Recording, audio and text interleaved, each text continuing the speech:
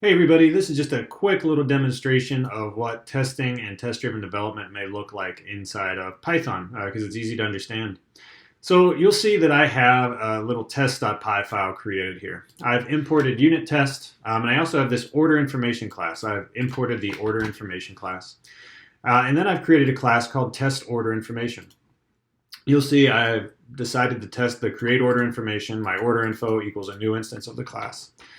And if you look in order information, I'm going to go ahead and comment out everything in here. So now there's nothing. And if I go here, I can just run python test.py. Oh, and it's yelling at me because I've imported this class, right? So it fails. I've written this class, right? I need this. My test is failing. This is what we call red, the red portion of the test-driven development cycle. To go to green, I want to write the simplest code possible. So I create the file, I create a class called order information, I initiate that class and do this nice little pass. Fantastic. Now if I run my test, you'll see my test pass. Now I can't get more elaborate with this.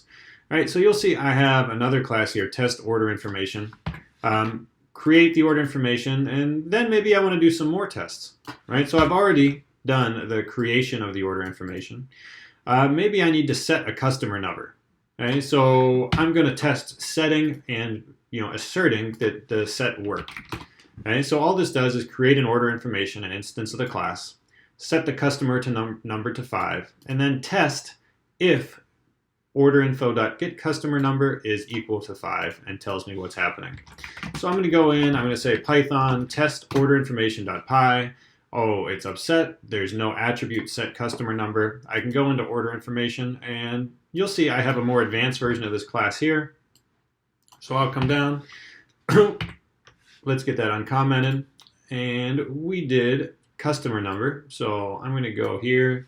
That should be good. This is in an old version of Python. So let's go ahead and get that up to Python 3. I'm currently doing the customer number, so I don't need the customer name. That's not code that should have been written yet. But what I do need is this code, set customer number, right? So now I set the customer number. In Python syntax, I say self.customerNumber equals customer number. I've added my class variable. And get customer number, return self.customerNumber, which returns that. All right, so I have this minimal Python class. All it does is instantiate a class, and now it sets and gets my customer number. Set assert equal.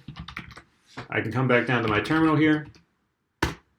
Hey, ran 2 tests in 0.00 seconds. Okay?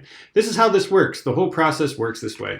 Now you will see I do not have a Git repository here, but if I did, I would be making commits during this situation. So I'd be adding my files as I always do. And I'd be saying git commit -am. And the way that I do this in our class is when we write a test and it's failing, you start with red and you say wrote failing test about whatever. Okay, so we'll say setting customer number. Bam. Okay, it's not a Git repository, so it won't commit. Once you fixed it, you would go in here and you would change this. Remember, the word is red-green. So green, right? Wrote code to satisfy previous test about customer number. We would do this. And then we're in good shape. We've gotten this in. And then if I made any more changes, I would come in here and I'd say, oh, I'm cleaning up my code. And you could either say clean or refactor, like that, or refactor, and type what you did. Adjusting code to better accommodate design, right? Whatever, because you refactored the code. So there you go. That's the long and short of it. Now, while I did this in Python and you may be doing it in C++ or Java or any other language that your group wrote your code in, the process is exactly the same. You add a test, you write the code to make that test pass, and then you adjust your code as needed, and then you start over again. So I hope this helps you understand test-driven development.